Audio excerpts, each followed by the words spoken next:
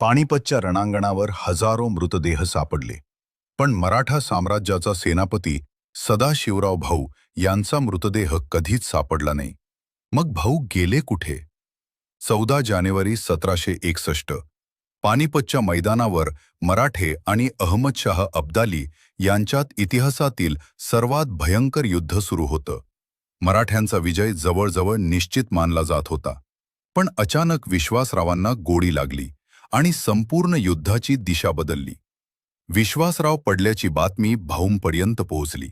असं म्हणतात की तेव्हा भाऊंनी हत्तीवरून खाली उतरून स्वतः तलवार घेऊन रणांगणात प्रवेश केला आणि शेवटपर्यंत लढत राहिले.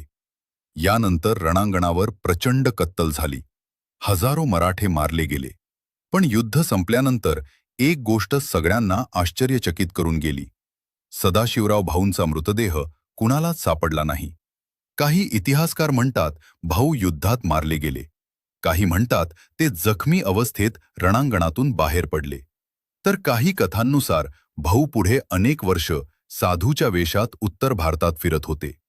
इतकंच नाही, पुढच्या काही वर्षात भाऊ असल्याचा दावा करणारे अनेक लोक सापडले. इतिहासात त्यांना तोतये म्हणून ओळखलं जातं. पण त्यापैकी खरा भाऊ होता का हे आजपर्यंत कोणी सिद्ध करू शकलं नाही.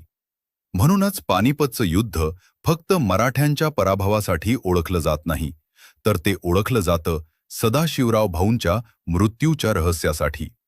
कदाचित भाऊ रणांगणावर मरण पावले, कदाचित ते वाचले आणि इतिहासातून कायमचे गायब झाले, आणि कदाचित म्हणूनच इतिहास आजही या प्रश्नाचं उत्तर देऊ शकलेला नाही.